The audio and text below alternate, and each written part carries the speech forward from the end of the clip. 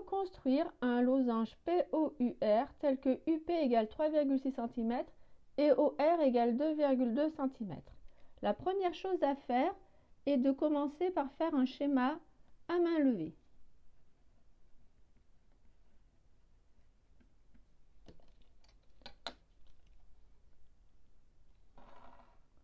Pour faire un schéma à main levée, il faut le faire dans le sens de la lecture de l'énoncé.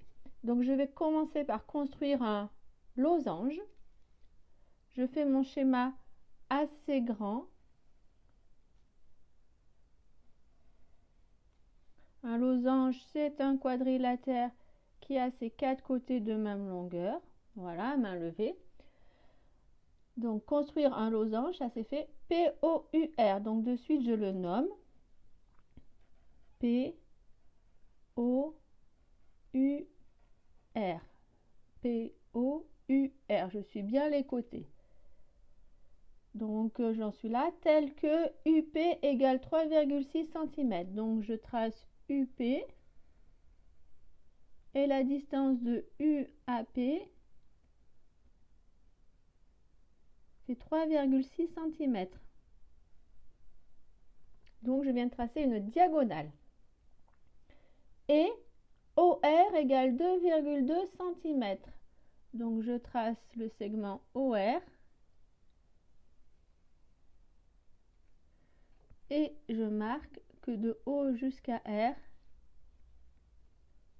il y a 2,2 cm. On voit bien que mon schéma à main levée ne correspondra pas à la réalité dans la mesure où OR doit être dans la réalité bien plus petit que UP. Mais ça n'a pas d'importance, c'est un schéma à main levée. Une fois que j'ai fait ce schéma à main levée, je l'ai bien fait entièrement. J'ai bien ici mis sur ce schéma à main levée tout ce qui est écrit dans l'énoncé, le losange, son nom et les longueurs. Maintenant, je n'ai donc plus besoin de l'énoncé et je vais pouvoir construire ce losange avec mes instruments de géométrie, rien qu'en regardant le schéma à main levée.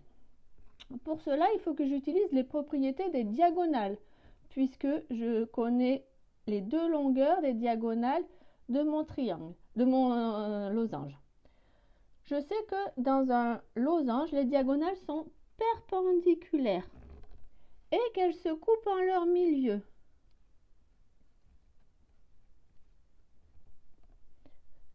Voilà, donc je vais pouvoir maintenant construire le schéma en vraie grandeur, le losange en vraie grandeur. Donc je vais commencer par tracer une diagonale, celle que je veux, par exemple la diagonale PU qui mesure 3,6 cm.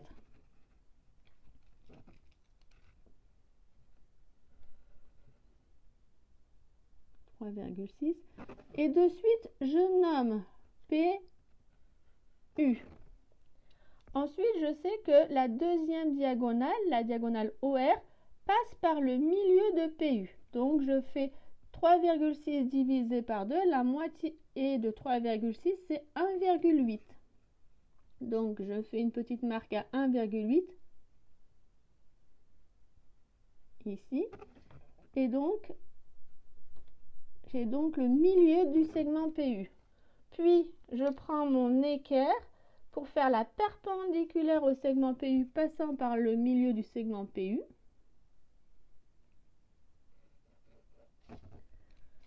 Voici la perpendiculaire que je prolonge.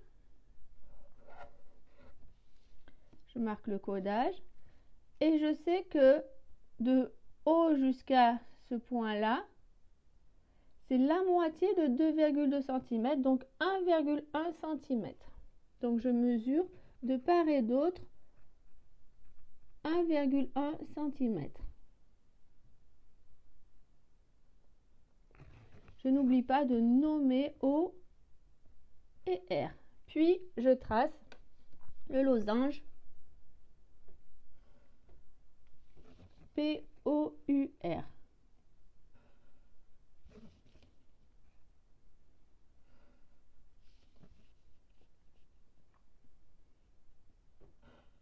Voilà, je n'oublie pas le codage ici.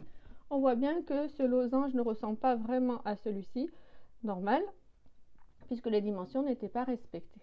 Voilà.